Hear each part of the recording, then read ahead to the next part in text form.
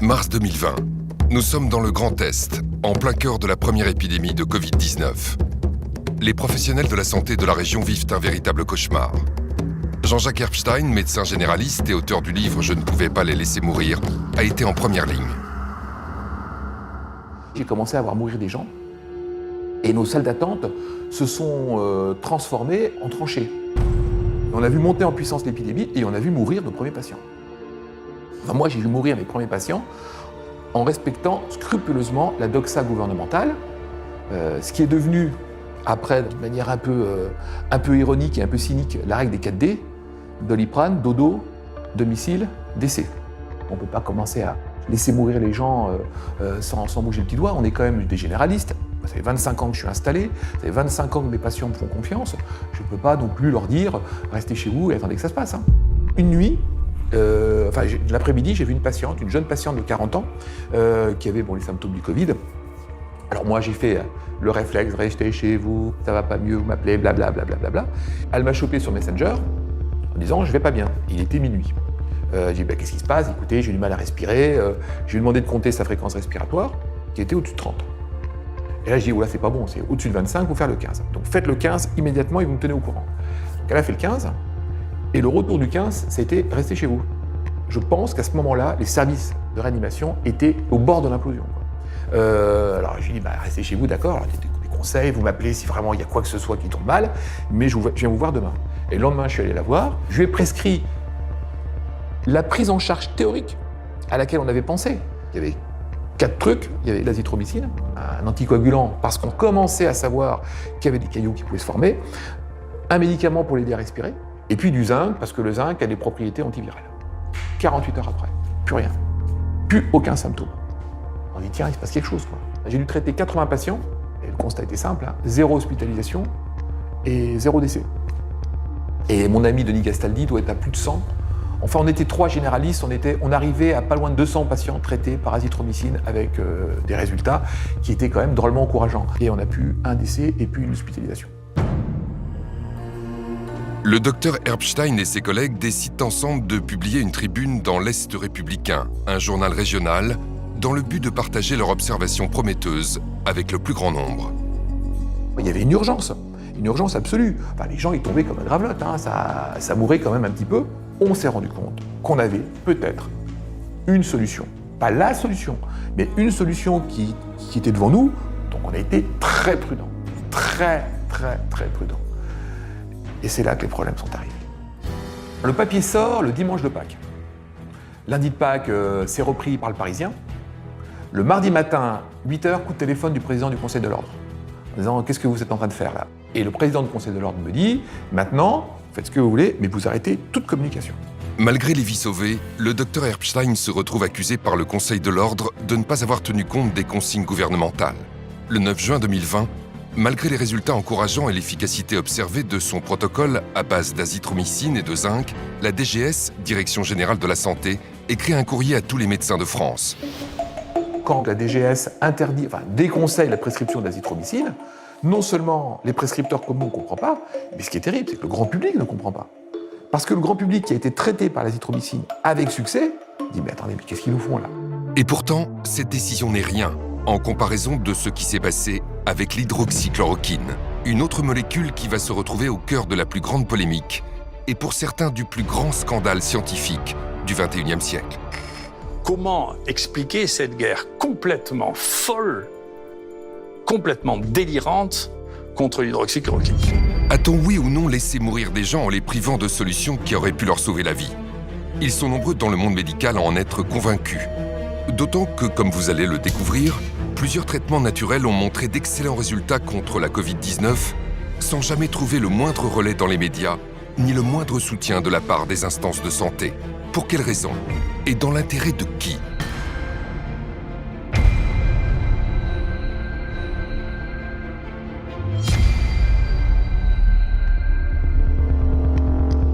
Quand il y a une pandémie, vu du côté de l'industrie pharmaceutique, on se dit qu'il y a toujours de l'argent à se faire parce que ça peut être des milliards d'individus touchés dans le monde. Si on trouve un médicament qu'on peut le breveter pour ça, ça peut faire des centaines de milliards de dollars de revenus. Malheureusement, quand il y a une pandémie, il y a des gens qui réfléchissent « il faut que je sauve en urgence le malade » et d'autres, ils pensent plutôt « tiens, il faut que je m'en mette plein dans mon porte-monnaie ». Le professeur Perron connaît parfaitement les dérives des sociétés pharmaceutiques. Il a été président de commission à l'Agence du médicament et au sein du Haut Conseil de la santé publique. À l'Organisation mondiale de la santé, il a exercé le rôle de vice-président du groupe d'experts sur la politique vaccinale en Europe. Le professeur Perron a donc occupé les fonctions les plus prestigieuses en infectiologie. Mais il a toujours défendu les malades contre la pensée unique médicale. En 2017 déjà, il montait au créneau pour dénoncer le scandale lié à la maladie de Lyme. En France, aujourd'hui, il y a des centaines de milliers de gens en grande souffrance qui sont rejetés par le système médical, qui sont paralysés. À l'échelle de l'Europe, c'est des millions. Oui. Et pendant ce temps-là, les autorités disent tout va bien. Donc c'est un vrai scandale sanitaire. Mais c'est vrai, c'est vrai. En 2020, il publie « Y a-t-il une erreur qu'ils n'ont pas commise ?» pour dénoncer notamment l'influence de l'industrie pharmaceutique dans sa tentative de diabolisation de l'hydroxychloroquine, commercialisée en France sous le nom de Plaquenil, un traitement ancien et bon marché qui a démontré très tôt une efficacité prometteuse contre le coronavirus. C'est le plus grand canular, malheureusement sinistre, de la médecine. On avait plein d'études qui montraient que ça marchait. Et il y a une espèce de coalition internationale, à la fois de Big Pharma, des présidents des sociétés savantes qui touchent beaucoup d'argent dans l'industrie pharmaceutique, de tout un tas de groupes d'experts qui étaient bourrés de conflits d'intérêts, qui ont passé leur temps à taper sur l'hydroxychloroquine. Et pour moi, c'est un scandale absolument énorme. L'histoire est hélas régulièrement ponctuée par de nombreux scandales sanitaires qui confirment que l'industrie pharmaceutique cherche avant tout la rentabilité financière sans considération pour la santé publique, souvent avec la complicité des agences sanitaires et de leurs experts en conflit d'intérêts. Le Vioxx, anti-inflammatoire prescrit pour les douleurs liées aux maladies articulaires, aurait provoqué 160 000 crises cardiaques et attaques cérébrales et 40 000 décès rien qu'aux États-Unis. Malgré les faits, les autorités sanitaires maintiennent le Vioxx sur le marché jusqu'à son retrait en 2004. Le Vioxx aurait rapporté à son laboratoire 12,5 milliards de dollars. Le scandale du Mediator aura lui aussi contribué à révéler les dérives et l'avidité de l'industrie pharmaceutique. Entre 1976 et 2010, le laboratoire Servier commercialise ce coupe-faim dont les effets secondaires pourtant connus par le laboratoire ont coûté la vie à des milliers de patients. L'agence du médicament a fermé les yeux et ce scandale l'a conduite à changer de nom. De l'AFSAPS, elle est devenue l'ANSM. Lors de l'épidémie de grippe H1N1 en 2009, la France a dépensé plus de 100 millions d'euros pour acheter du Tamiflu, un médicament inefficace et toxique qui avait été interdit au Japon après avoir été soupçonné de causer la mort d'enfants et d'adolescents. Nouveaux traitements, vaccins. Pour l'industrie pharmaceutique, le coronavirus représente une opportunité commerciale sans précédent. Alors que des laboratoires comme AbbVie ou encore Gilead tentent de positionner leurs médicaments sur le marché du coronavirus, un homme va venir chambouler les projets commerciaux de Big Pharma. Son nom, Didier Raoult. Considéré dans le monde comme un des plus grands spécialistes des maladies infectieuses, le professeur Didier Raoult dirige l'IHU Méditerranée Infection à Marseille, un pôle 100% indépendant de l'industrie pharmaceutique et au rayonnement mondial dans le domaine des maladies infectieuses. Au début de l'année 2020, le professeur Didier Raoult et son équipe de chercheurs épluchent les récentes données des scientifiques chinois qui mettent en avant l'efficacité d'un traitement à base d'hydroxychloroquine. Des études contestées bruyamment par certains experts français. Que des gens qui n'ont jamais traité une infection à coronavirus aient une opinion sur les gens qui ont 20 essais en cours et pour lesquels les éléments ont été suffisants pour que le gouvernement et tous les experts chinois, c'est des experts qui corrèlent au coronavirus, hein, pas que sur le papier, c'est leur métier, hein, prennent une position officielle en disant maintenant il faut traiter avec de la chloroquine les infections à coronavirus, c'est déraisonnable de dire écoutez, les Chinois on s'en fiche. Là est venue la première étude de Didier Raoult, qui avait des contacts en Chine, qui connaissait tout ça, et qui a commencé à faire une étude. Au début, c'était sur 24 malades, un petit nombre de patients. Cette étude, déjà, a montré qu'il se passait quelque chose. Alors, elle a été contestée, 24 malades, c'est rien du tout. Après, il en a mis 80, après, il en a mis 1500, puis 3500. Et là, on a continué à dire, mais ce que fait Raoult, c'est n'importe quoi. Alors que le traitement du professeur Raoult à base d'hydroxychloroquine semble faire ses preuves sur les malades de la Covid-19, les autorités sanitaires françaises, ainsi que de nombreux experts, se montrent étrangement réticents. Nous avons en France la chance d'avoir le meilleur scientifique français reconnu sur la scène internationale, le plus grand chercheur. Bon, je ne dis pas, et lui non plus ne le dit pas. D'ailleurs, vous avez procédé à son interview où il a répondu avec beaucoup de modestie il y a quelques jours de cela, que c'est la solution, qu'il y a un remède absolu à ça. En France, pendant que l'utilisation de l'hydroxychloroquine divise et suscite une controverse démesurée, à l'étranger, beaucoup de pays l'utilisent, avec succès. Très rapidement, le gouvernement italien a parfaitement réagi, les experts italiens aussi. Ils ont dit à tous les généralistes en Italie, donnez l'hydroxychloroquine. On a vu la chute de la létalité. Au Portugal, dès le début, ils ont dit aux médecins, donnez la chloroquine. La létalité était très faible, inférieure à 5%. La Grèce, c'était magnifique, ils ont une létalité très faible, ils ont donné la chloroquine à tout le monde. Et si on sort de l'Europe, regardez le Maroc, c'est 2% de létalité. Ils ont traité tout le monde par hydroxychloroquine, azithromycine. Et pourtant, malgré ces données prometteuses, le ministre de la Santé, Olivier Véran, fait une annonce qui va faire l'effet d'une bombe auprès de tous les médecins français. Le 27 mars 2020, le gouvernement interdit aux médecins de ville de prescrire l'hydroxychloroquine. Le Haut Conseil exclut toute prescription dans la population générale ou pour des formes non sévères à ce stade, en l'absence, dit-il, de toute donnée probante.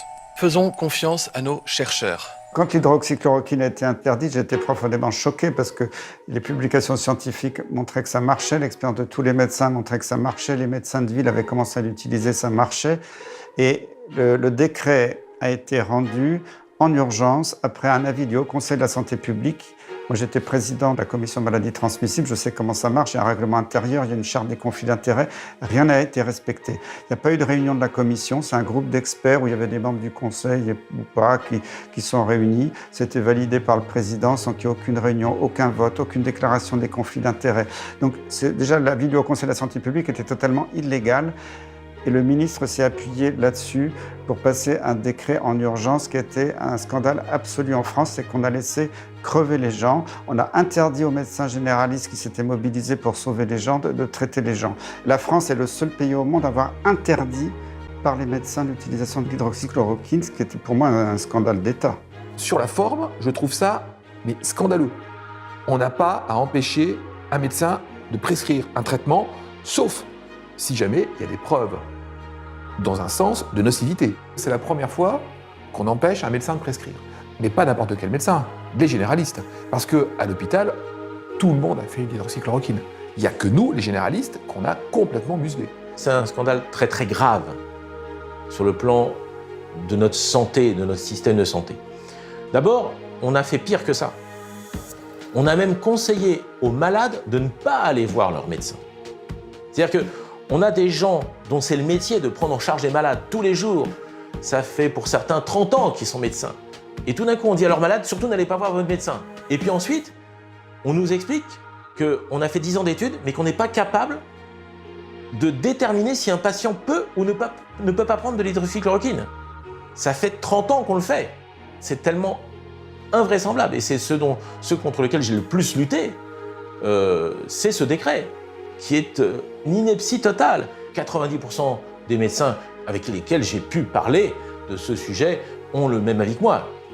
Parce que ce sont pour la plupart des médecins généralistes par ailleurs. Donc ils se sentent réellement exclus du système. On n'a pas tenu compte de l'avis des médecins parce que les médecins généralistes, ils l'ont bien vu au début, ils ne donnaient pas l'hydroxychloroquine, ils ont envoyé beaucoup de gens en réanimation à l'hôpital. Et quand ils ont commencé à prescrire, ils n'envoyaient plus personne à l'hôpital. Ils l'ont vu. On n'a pas respecté cette expérience et ce souhait des malades. C'est une atteinte très grave à l'exercice de la médecine. L'idée que l'État se saisisse de tâches qui sont du soin usuel, si vous voulez, à la place des médecins et leur interdise de faire un certain nombre de choses qui sont banales, je ne suis pas d'accord. Et pour le dire d'ailleurs tout à fait officiellement, je suis surpris que l'Ordre des médecins ait accepté une chose pareille. Moi, si j'avais été président de l'Ordre des médecins, ce qu'à Dieu regarde, j'aurais démissionné immédiatement. Pour justifier l'interdiction de prescription de l'hydroxychloroquine, les autorités relayées par les médias avancent qu'elle pourrait être dangereuse pour les malades. Parmi les traitements mis en cause, le Plaquenil, ce médicament à base d'hydroxychloroquine, qui, couplé à un antibiotique, peut augmenter le risque d'accident cardiaque. Attention à la chloroquine, c'est l'agence du médicament qui a donc lancé une alerte cette nuit. Le médicament qui suscite beaucoup d'espoir aujourd'hui peut être mortel. Il reste un produit dangereux s'il est mal utilisé. Honnêtement, si un jour on se met à réfléchir sur l'histoire de l'hydroxychloroquine, qui est quand même l'histoire moi, la plus fantasque que j'ai jamais entendue en médecine, de ma vie. D'accord ? C'est-à-dire un médicament qui existe depuis 80 ans, qui a été prescrit peut-être à un tiers de la population du monde, qui en France est vendu à 36 millions de pilules par an, et d'un coup, il y a toutes les autorités qui commencent à dire que c'est un truc épouvantable, criminel, qu'on va mourir tous d'arythmie cardiaque parce qu'on prend ce truc. C'est le truc le plus fantasque que j'ai jamais vu. J'ai jamais entendu parler d'un truc aussi fantasque que ça. C'est inouï. Avant la crise du coronavirus, l'hydroxychloroquine ou plaquenil avait une excellente réputation. Cette molécule figure en bonne place sur la liste des médicaments essentiels de l'Organisation mondiale de la santé. Mais c'est aussi, comme le rappelle le professeur Raoult, un médicament que l'on connaît de longue date, car c'est un dérivé de la chloroquine, utilisé depuis les années 50 par des centaines de millions de personnes dans le monde en prévention du paludisme. L'hydroxychloroquine a été donnée pendant des décennies aux personnes réputées fragiles comme les femmes enceintes, les enfants ou encore les personnes âgées. Ce médicament est si sûr qu'il était en vente libre jusqu'en janvier 2020, date à laquelle la ministre de la Santé, Agnès Buzyn, a décidé de lui retirer son accessibilité sans la moindre explication. Il y a déjà eu un truc qui a été curieux, c'est mi-janvier, quand Agnès Buzyn a demandé que l'hydroxychloroquine, qui était en vente libre, devienne sous prescription médicale. Ça, c'était un peu curieux. Puis, en mars 2020, l'hydroxychloroquine est devenu un médicament très dangereux, du jour au lendemain. Alors que l'hydroxychloroquine, il y a des publications qui montrent que ça marche, ça coûte pas cher, l'agence du médicament n'a pas arrêté de dire que c'était toxique. Ça donnait des problèmes cardiaques, alors que les problèmes cardiaques ils venaient du Covid et pas du tout de l'hydroxychloroquine. Maintenant, c'est reconnu. Je pense que cette histoire d'effet secondaire ou de dangerosité de l'hydroxychloroquine est la plus belle plaisanterie médicale, scientifique qu'on ait inventée depuis janvier 2020, depuis le début de cette pandémie. J'utilise l'hydroxychloroquine depuis 15 ans, 20 ans, et particulièrement depuis 10 ans dans les maladies infectieuses, d'autres maladies infectieuses. Je n'ai jamais eu d'accident, mais ce n'est pas une statistique, donc je suis allé rechercher réellement ce qu'on avait comme études. Et parmi les nombreuses études que j'ai pu retrouver, j'ai vu un travail de la HAS, la Haute Autorité de Santé, de 2009, c'est pas si vieux, qui avait réétudié et réévalué l'hydroxychloroquine en tant que médicament en vente libre. Ils ont étudié ça pendant 6 mois, 100 000 prescriptions, 65% de ces prescriptions étaient faites par des médecins généralistes, ce qui prouve bien que tout le monde en prescrivait très largement. Et la conclusion, c'est médicament toujours aussi efficace et toujours aussi peu dangereux. Et on a redonné non seulement l'AMM, mais aussi l'autorisation de vente sans ordonnance, donc vente libre, en 2009 à l'hydroxychloroquine. Vous imaginez bien qu'une telle étude faite par la Haute Autorité de Santé il n'y a pas si longtemps, donc avec des moyens modernes, s'il y avait eu le moindre danger de l'hydroxychloroquine, on l'aurait vu. Ce produit, en plus, il faut savoir, l'hydroxychloroquine donc, est prescrit dans des maladies comme le lupus, les polyarthrites, pendant des années. Des années. C'est pas 10 jours. Là, contre le coronavirus, il s'agissait d'un traitement de 10 jours. Donc vraiment, on s'est moqué de nous. Y a-t-il eu une forme de complot contre la chloroquine, un vieux médicament générique qui ne rapporte rien à l'industrie pharmaceutique ? Ce qui s'est passé avec le scandale du Lancet nous donne peut-être la réponse. Le 22 mai 2020, l'hydroxychloroquine va se retrouver la cible d'une étude publiée dans The Lancet, l'une des plus prestigieuses revues scientifiques du monde. La revue médicale britannique a publié une vaste étude. 15 000 malades ont reçu 4 combinaisons différentes à base de ces 2 molécules, seules ou associées à un antibiotique. Et les conclusions sont très claires. Nous avons posé une question. Y a-t-il un quelconque avantage à utiliser l'un de ces traitements chez les patients hospitalisés avec un Covid-19 ? Et la réponse est un non assez concluant. Il n'y a pas une once de preuve que cela soit le cas. Conclusion de l'étude. La chloroquine et l'hydroxychloroquine ne devraient pas être utilisées en dehors des essais cliniques. Au lendemain de la publication, des décisions immédiates sont prises au plus haut niveau pour abattre l'hydroxychloroquine et torpiller les études en cours. L'Organisation mondiale de la santé suspend le traitement sous hydroxychloroquine dans son vaste essai clinique international Solidarity. En France, les 16 essais cliniques testant l'hydroxychloroquine sont suspendus à la demande de l'Agence de sécurité des médicaments. Le ministre de la Santé, Olivier Véran, interdit l'utilisation d'hydroxychloroquine à l'hôpital alors que son utilisation était déjà très restreinte. Mais toutes ces mesures prises à la va-vite s'appuient en réalité sur une étude frauduleuse. Le 4 juin, The Lancet fait marche arrière et indique dans un communiqué le retrait de son étude. La revue The Lancet fait volte-face.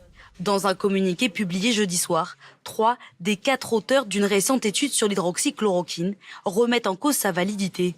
Nous ne pouvons plus nous porter garant de la véracité des sources des données primaires. La prestigieuse revue scientifique britannique a également présenté ses profondes excuses. L'étude du Lancet, qui a fait scandale à un moment donné, qui a été retirée très rapidement, nous a beaucoup perturbés.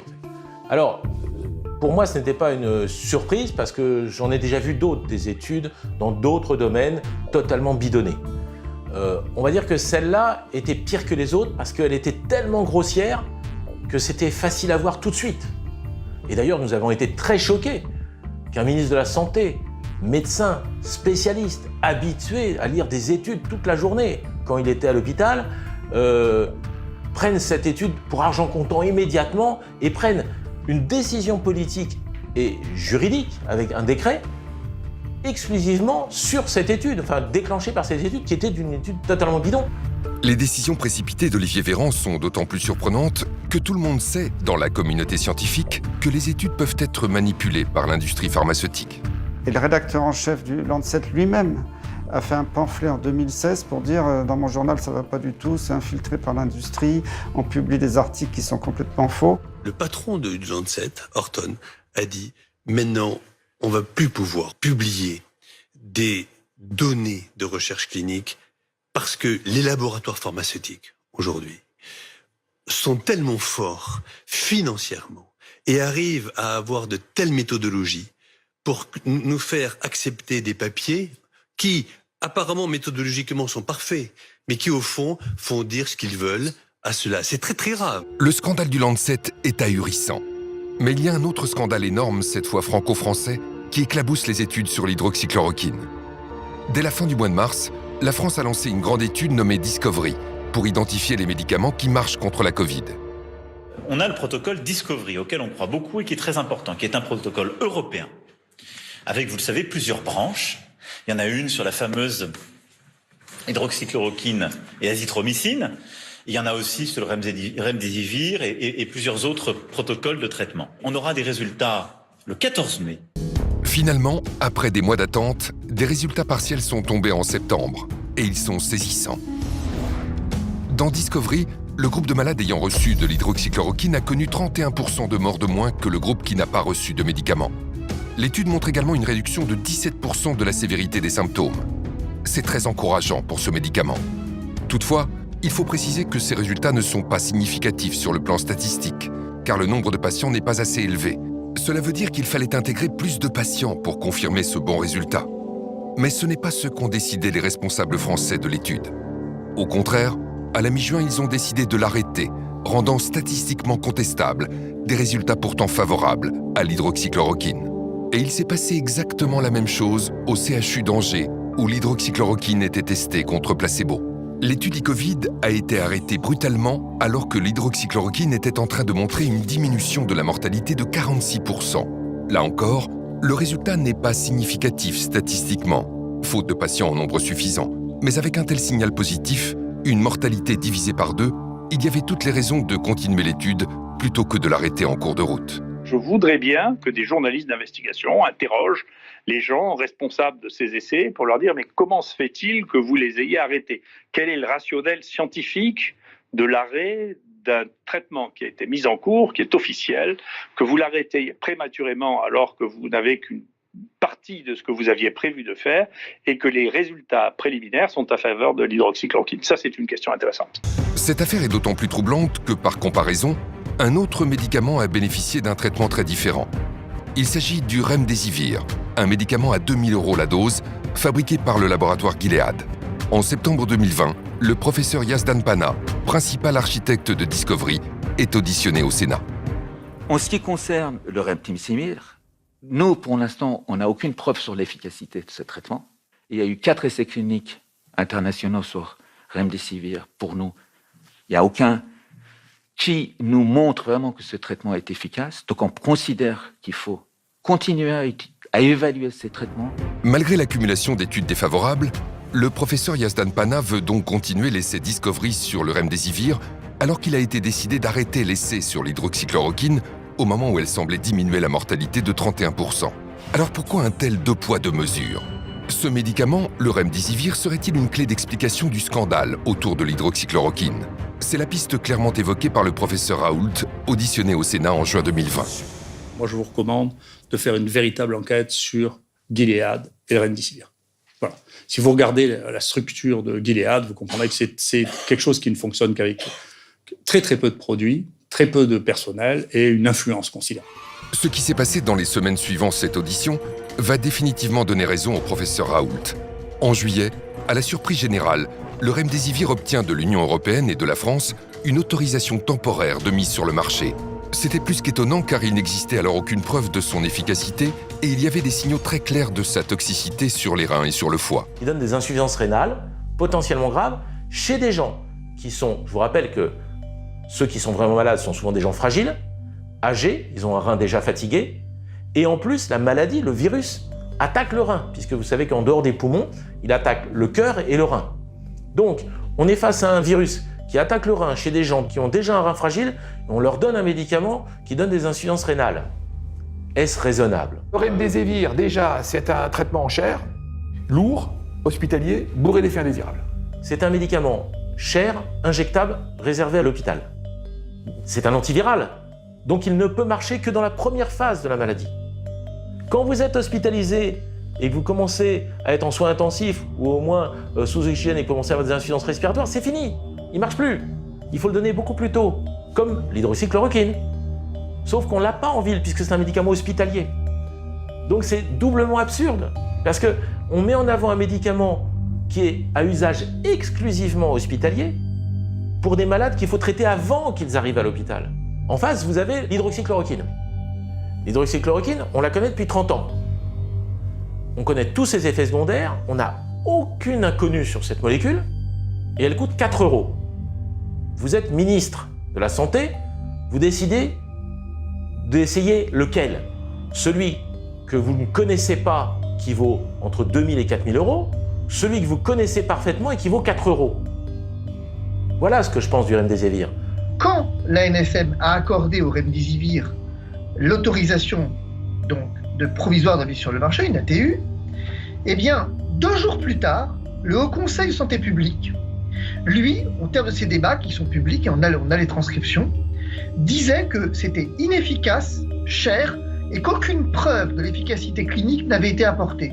Donc comment est-ce que l'ANSM a pu accorder une autorisation avec, le texte dit, une présomption forte d'efficacité, là où les experts, 2 jours plus tard, diront que c'est notoirement inefficace. Et en un temps record, je ne sais pas, en 2 semaines, c'était autorisé à l'Agence du médicament américaine, en un temps record à l'Agence du médicament européenne, en un temps record à l'Agence du médicament française. Ils ont une autorisation de mise sur le marché. Mais c'est un scandale énorme. Ce scandale énorme devient encore plus criant à l'automne. Le 8 octobre 2020, la Commission européenne signe l'achat de 500 000 doses de remdesivir avec le laboratoire Gilead. À plus de 2 000 € le traitement, c'est un contrat à plus d'1 milliard d'euros pour un médicament qui n'a jamais fait la preuve de son efficacité. Plus grave encore, quelques jours après ce méga contrat, l'Organisation mondiale de la santé publie les résultats de son grand essai Solidarity. Les conclusions sont claires et définitives. Le remdesivir ne sauve pas la moindre vie et n'accélère pas la guérison des malades. Ces conclusions définitives n'ont pas empêché l'Union européenne de signer un contrat à 1 milliard d'euros pour ce médicament. Et dans la foulée de ce contrat, le remdesivir est distribué largement dans les hôpitaux français. Juste après que tout le monde se soit mis d'accord sur le fait que le remdesivir ne sert à rien, eh bien, on reçoit du ministère de la Santé, du directeur général de la Santé, une lettre qui nous dit maintenant, vous pouvez utiliser le remdesivir quand vous voulez, c'est gratuit, on en a tant que vous voulez. Vous pouvez donc mettre des perfusions pendant 10 jours avec un produit qui ne sert à rien et qu'on a acheté. Mais vous n'avez pas le droit d'utiliser l'hydroxychloroquine, qui est un médicament que 2 milliards de personnes ont pris dans leur vie et qui n'a pas donné d'effets secondaires, à part essentiellement des problèmes oculaires quand on prend ça pendant plus d'1 an. Donc, si vous voulez, il y a quand même là un problème de fond. C'est particulièrement choquant parce qu'au même moment, l'Agence du médicament a refusé à nouveau d'autoriser l'hydroxychloroquine en France. L'Agence du médicament refuse au professeur Raoult une recommandation temporaire d'utilisation de la chloroquine en disant « Écoutez, on ne peut pas, professeur, parce que, vous comprenez, 1, ça ne marche pas, 2, c'est dangereux. C'est même très dangereux, la chloroquine. » Sauf que cette même agence du médicament avait 2 mois auparavant, 3 mois auparavant, au mois de juillet, accordé une autorisation, cette fois-ci temporaire d'utilisation, au remdesivir, qui lui était notoirement inefficace, et je vais y venir, et effectivement spécialement dangereux. Qu'est-ce que ça cache? Qu'est-ce que ça cache? Tous les scandales de santé publique commencent comme ça. Ce refus d'autoriser l'hydroxychloroquine est d'autant plus choquant qu'à la fin du mois d'octobre, les preuves scientifiques sont désormais massivement favorables à ce traitement. Sur 136 études réalisées sur ce médicament, les 3/4 concluent à son efficacité contre la Covid-19. Et quand l'hydroxychloroquine est donnée suffisamment tôt, comme le recommande le professeur Raoult, elle montre une efficacité dans 100% des études publiées. C'est pour cela que de très nombreux pays utilisent et recommandent ce médicament dans le monde entier. À l'automne 2020, 3 des plus grandes nations de la médecine recommandent officiellement l'hydroxychloroquine. La Chine, qui a inclus la chloroquine dans sa liste officielle des médicaments contre la Covid. La Russie, qui recommande l'hydroxychloroquine en traitement précoce. Et l'Inde, qui la recommande aussi à la fois en prévention et en traitement de la Covid-19. Si on regarde les pays où la létalité était la plus forte, c'est les pays les plus riches et soi-disant les plus avancés sur le plan économique, que ce soit la France, la Grande-Bretagne, la Belgique. Et on s'aperçoit que ce sont les pays qui sont le plus sous l'influence de l'industrie pharmaceutique. Et ça, c'est dramatique, alors que les pays soi-disant plus pauvres, qui n'avaient pas trop les moyens, s'en sont extrêmement bien sortis avec des médicaments pas chers comme l'hydroxychloroquine. Face à toutes ces preuves, le refus de l'Agence du médicament d'autoriser l'hydroxychloroquine est difficilement compréhensible. Quelle indécence de la part de la NSM de venir dire que la chloroquine n'a pas de présomption simple d'efficacité, là où le remdesivir avait, lui, une présomption forte d'efficacité. Nous sommes dans un mensonge d'État. Le parquet de Paris devra ouvrir une information judiciaire pour savoir pourquoi est-ce que finalement, depuis le départ, la chloroquine est à ce point décriée et pourquoi est-ce que le remdesivir, dont l'efficacité a été reconnue comme nulle, c'est pas moi qui le dis, le professeur Combe dit effectivement efficacité clinique nulle et il dit « je suis désolé d'être aussi dur », 2 jours après que la NSM ait accordé cette autorisation d'utilisation. Donc qu'est-ce que ça cache? Nous saisissons le parquet parce que nous pensons, nous craignons qu'effectivement nous soyons au cœur d'un scandale. De fait, pour imposer le remdesivir, Gilead a sorti en coulisses l'artillerie lourde, et ce, dès le début de l'épidémie. Lors de son audition au Sénat en juin 2020, le professeur Raoult dénonçait déjà des méthodes peu orthodoxes. Je vous le rappelle, moi quand j'ai commencé à parler pour la première fois de la chloroquine, il y a quelqu'un qui m'a menacé à plusieurs reprises, de manière anonyme. J'ai porté plainte et j'ai fini par trouver que c'était celui qui avait reçu le plus d'argent de Gilead depuis 6 ans. Quand même. D'accord? Donc, si vous voulez, j'ai une expérience personnelle, d'accord, de fonctionnement qui ne me paraissent pas normaux. Peut-être que c'est une coïncidence, mais c'est pas sûr parce qu'il me disait qu'il m'interdisait de parler de la chloroquine, d'accord? J'ai les mails, j'ai porté plainte officiellement à la police, on sait qui c'est. Ce que révèle le professeur n'est pas un cas isolé, car la plupart des experts infectiologues français ont des liens d'intérêt avec le laboratoire Gilead. Le journal Science et Avenir en a calculé le nombre exact. 85% des spécialistes français les plus reconnus des maladies infectieuses ont touché de l'argent de Gilead Sciences. Au total, Gilead a versé 18,5 millions d'euros aux professionnels de santé en France depuis 2013. En coulisses, les enjeux financiers sont immenses. L'évolution du cours en bourse de Gilead étant directement liée à la question de l'efficacité ou non de l'hydroxychloroquine et donc en partie aux déclarations du professeur Raoult.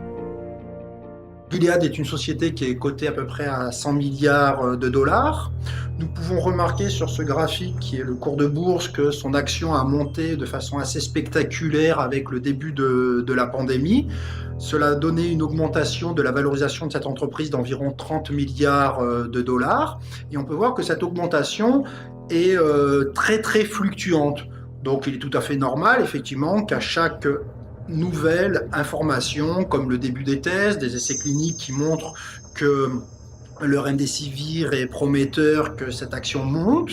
Mais ce qui est assez étonnant, c'est qu'on voit que les baisses de ce cours de bourse semblent expliquées par la promotion de l'IHU, de l'hydroxychloroquine, donc un traitement concurrent du remdesivir.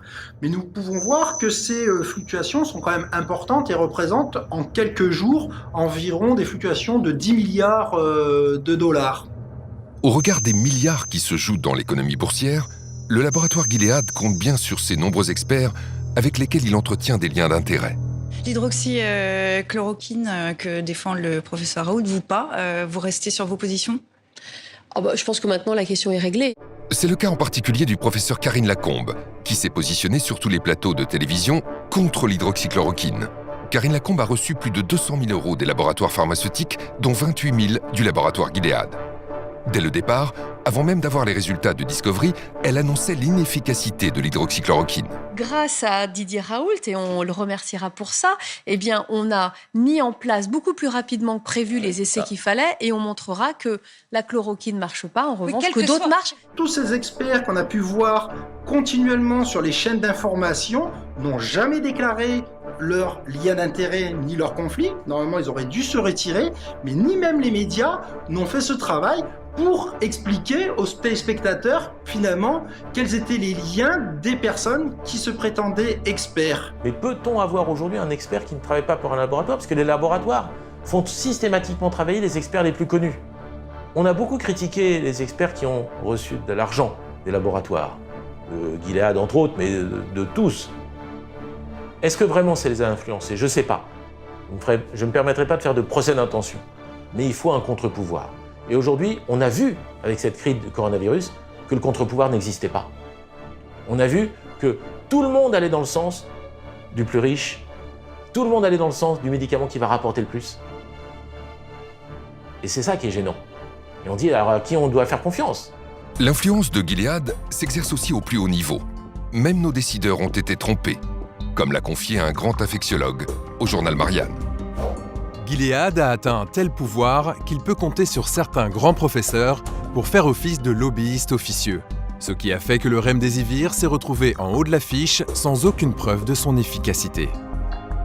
Monsieur le ministre de la Santé, le gouvernement doit la vérité aux Français évidemment sur la gestion de la crise. Est-ce que vous excluez tout soupçon de collusion entre les intérêts du laboratoire Gilead et des membres du conseil scientifique? Moi, je n'aime pas les accusations ad hominem. Et je considère que les membres du conseil scientifique ont fait une action gratuite depuis plusieurs mois maintenant dans notre pays. Vous en êtes sûr? Ont été importants. Qu'il n'y a pas de soupçon moi, je suis sûr qu'ils n'ont pas été payés par le gouvernement ou par qui que ce soit pour réaliser leur action au sein du conseil scientifique. C'est pas la question. Est-ce qu'ils ont des liens financiers avec des laboratoires? Si vous citez le laboratoire Gilead, par exemple, lorsque j'étais député, vous pourrez voir que lorsqu'il y avait un traitement contre l'hépatite C qui avait émergé, mais ce n'est pas ma question. J'avais même convoqué moi-même le président du laboratoire pour dire que le prix était excessif. J'entends bien. Ma question, je vous la répète, concerne les membres du conseil scientifique qui ont quand même géré cette crise sanitaire. Est-ce que vous pouvez nous dire ce matin, vous êtes sûr qu'il n'y a aucun lien avec ces personnes et les laboratoires Gilead? Je peux vous dire, Sonia Mabrouk, qu'il n'y a eu aucune intention cachée ou directe d'aucun membre du conseil scientifique pour nous pousser à prescrire quelque traitement que ce soit. Y compris le remdesivir. Mais y compris le remdesivir. Je n'ai eu aucune recommandation du conseil scientifique sur le remdesivir. La journaliste Sonia Mabrouk avait raison d'être insistante. La plupart des experts qui ont conseillé le président de la République ont eu des liens d'intérêt avec Gilead. C'est le cas en particulier du professeur Yazdan Bana, le pape de l'étude Discovery. Ce chercheur a siégé au moins 10 fois au board de Gilead entre 2013 et 2015. Devant les députés, le professeur Raoult n'a pas caché sa surprise en découvrant l'intimité du responsable de l'étude Discovery avec le directeur de Gilead. Moi, j'ai été surpris de voir que le directeur de Gilead, devant le président de la République et devant le ministre, tutoyait celui qui était en charge des essais thérapeutiques en France pour le Covid-19, quand même. Moi, je n'ai pas l'habitude de me faire tutoyer par le directeur de l'industrie pharmaceutique. S'il le faisait, d'ailleurs, je leur répondrais en leur vous voyant. Je ne le ferais pas. Bruno Ohen, l'autre grand expert de Discovery, était membre du groupe de travail français qui s'est exprimé le 5 mars 2020 en faveur du remdesivir.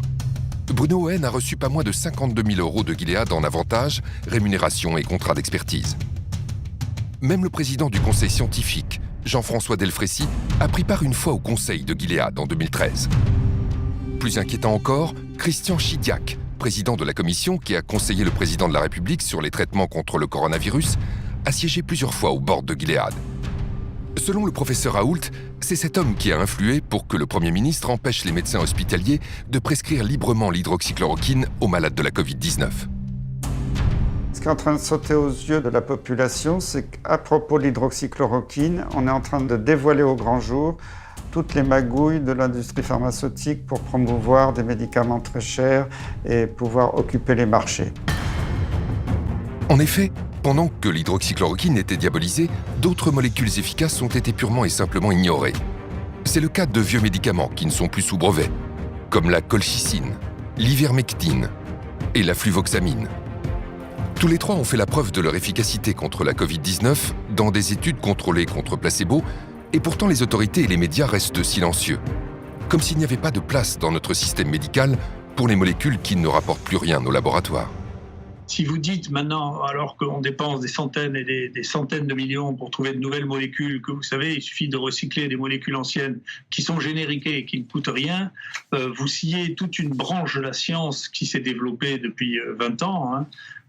Et donc, vous avez les plus grandes difficultés à trouver des gens qui regardent ça avec un œil favorable. Tout ça heurte à la fois un modèle économique, pas que des intérêts, hein. Comment on développe une molécule qui n'est plus rentable? On ne sait pas le faire dans notre monde. Parmi les victimes de ce modèle économique, il n'y a pas que les vieux médicaments génériqués.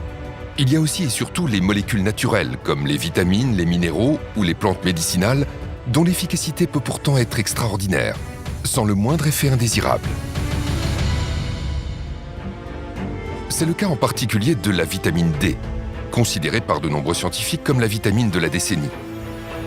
Peu coûteuse, facile à prendre et sans effet secondaire, la vitamine D est au cœur de plus d'une quarantaine d'études scientifiques concluant à des résultats si spectaculaires pour lutter contre la Covid qu'on pourrait ne pas le croire. Comme vous allez le découvrir, la vitamine D en prévention permettrait de réduire de moitié le nombre d'infections au coronavirus. Mais ce n'est pas tout. La vitamine D en traitement aurait pu sauver la vie de milliers de malades hospitalisés. Professeur de médecine, de physiologie, de biophysique et de médecine nucléaire, le professeur Michael Holick est l'un des plus grands experts de la vitamine D dans le monde. Il est à l'origine de plusieurs études portant sur l'action de la vitamine D contre le coronavirus. Le professeur Holick nous a reçus pour partager avec nous les résultats saisissants de ses recherches et les découvertes récentes autour de la vitamine D. Nos connaissances à propos de la vitamine D ont été bouleversées ces 10 dernières années.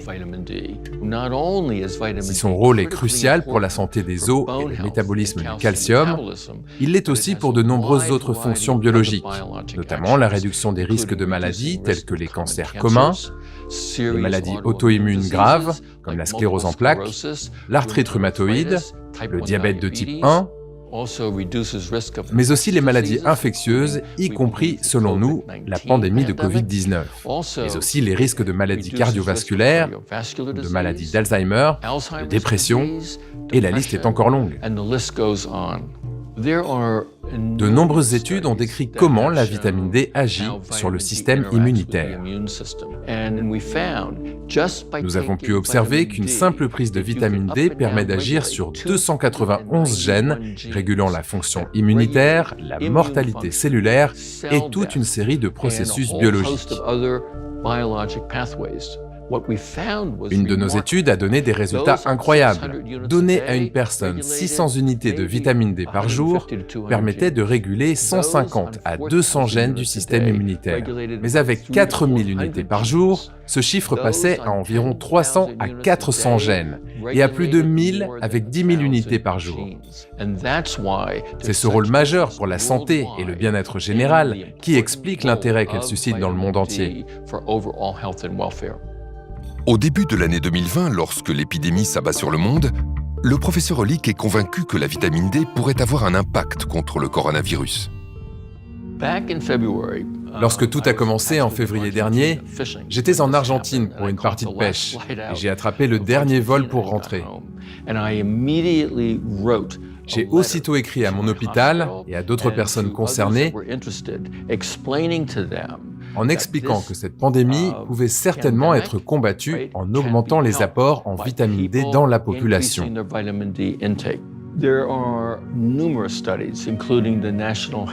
nombreuses études, dont les données de l'enquête nationale de santé américaine, ont montré qu'une amélioration du taux de vitamine D réduit les risques d'infection des voies respiratoires supérieures, dont la grippe et plusieurs virus du rhume, comme les adénovirus et les coronavirus. Nous connaissons le rôle très important de la vitamine D pour le bon fonctionnement du système immunitaire et la régulation de l'activité des cytokines. Or, l'une des principales complications de la Covid-19 est justement ce qu'on appelle l'orage cytokinique, à l'origine de nombreuses complications et de décès liés à cette infection. Il n'est donc pas surprenant qu'une amélioration du taux en vitamine D puisse contribuer à combattre cette maladie virale. Le professeur Hollick n'est pas le seul à comprendre immédiatement l'intérêt exceptionnel de la vitamine D pour lutter contre la Covid. La vitamine D est absolument essentielle. Ça réduit, ça a été prouvé, les infections hivernales. Vous aurez des grippes moins fréquentes, moins fortes. Vous aurez moins de rhume. Vous aurez même moins de cancers. Il y a une très belle étude canadienne qui montrait que c'était 2 fois moins de cancer du sein chez les femmes qui avaient un taux de vitamine D suffisant par rapport à celles qui ont une carence en vitamine D.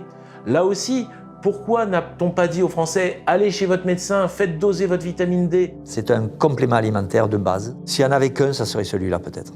C'est une vitamine qui est fabriquée, qui est métabolisée par le soleil. Donc le soleil est important. Et pour que cette vitamine puisse avoir des effets positifs sur votre corps, il faudrait rester tous les jours, un quart d'heure à moitié à poil en plein soleil. Quand on n'a pas assez de vitamine D, le système immunitaire va réagir à l'excès. Et on sait que cet excès va causer des dégâts bien plus importants dans le cas du Covid-19 que ce qu'aurait infligé le virus. Et un poumon qui est trop attaqué et qui est l'objet d'un champ de bataille trop important va ne plus être fonctionnel et c'est comme ça que le patient va mourir asphyxié. Le problème du Covid, c'est un problème d'inflammation. Et lorsqu'on regarde les capacités anti-inflammatoires de la vitamine D, on devrait systématiquement le retrouver sur toute notre table au petit déjeuner. Et même, supposons que ça ne marche pas contre le coronavirus, on aura amélioré la santé des Français, on aura amélioré leurs os, on aura amélioré leur immunité, on aura réduit leur risque de cancer. Donc pourquoi ne pas l'avoir proposé au lieu de dire aux gens « rentrez chez vous, fermez les fenêtres, fermez les volets et priez pour que vous ne soyez pas malade ». En France, le 22 mai 2020, l'Académie de médecine a publié un communiqué dans lequel les académiciens affirment que la vitamine D devrait être donnée aux malades de la Covid pour atténuer la tempête inflammatoire et ses conséquences. Une information de la plus haute importance qu'aucun média ni aucune autorité sanitaire ne va pourtant relayer. Le professeur Hollick décide alors de mener plusieurs études grandeur nature pour évaluer concrètement l'action de la vitamine D sur le coronavirus à différentes étapes de la maladie. Nous avons mené une étude aux États-Unis sur 191 000 patients atteints de Covid-19 et nous avons montré qu'une carence en vitamine D augmente de 54% le risque de contracter cette maladie. Et ce, quelle que soit votre origine ethnique, votre âge ou la région où vous vivez aux États-Unis. Les résultats obtenus par le professeur Hollick sont exceptionnels. Ils sont publiés le 17 septembre 2020 dans le journal médical PLOS ONE. Mais ce n'est pas tout. Non seulement la vitamine D réduirait de moitié les infections, mais en plus elle réduirait drastiquement la gravité de la maladie. Parallèlement, nous avons mené une autre étude pour déterminer si les patients hospitalisés pour des infections sévères présentaient ou non des risques accrus de complications et de décès en cas de carence en vitamine D. Et nous avons découvert qu'au-delà de 40 ans, les personnes ayant une carence en vitamine D présentaient un risque létal à 50% supérieur et qu'elles développaient beaucoup plus de complications liées à la maladie. Le professeur Hollick parle bien d'une baisse de moitié du nombre de morts avec de bons taux de vitamine D, ce qui est un résultat exceptionnel. Cela peut paraître difficile à croire, mais ces chiffres ont été confirmés par plus de 40 études internationales. Si l'on met en regard les personnes ayant pris ou non une supplémentation en vitamine D et ayant été contaminés, et que l'on analyse l'impact de la vitamine D sur la réduction des risques de complications ou de décès et les données scientifiques publiées, eh bien, il en ressort que cette vitamine pourrait diminuer de 40 à 50% les formes sévères de l'infection et le risque létal.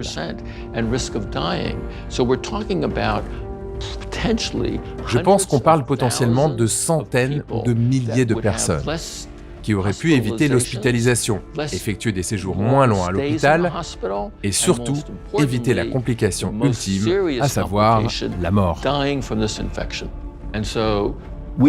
Nous en concluons donc que c'est un bouclier puissant contre le risque de contracter cette maladie infectieuse grave. Une étude randomisée espagnole confirme la conclusion du professeur Hollick. Des chercheurs ont séparé en deux groupes 76 patients. Les 2 tiers ont reçu des doses importantes d'un analogue de la vitamine D3. Un tiers a reçu un simple placebo.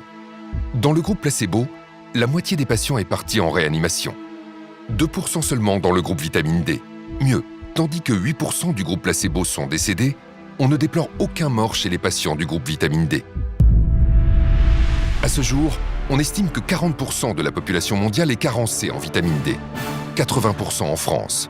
Parmi les plus touchés, les personnes âgées. Plusieurs études en France et dans le monde prouvent que la vitamine D réduit le risque d'infection et de décès.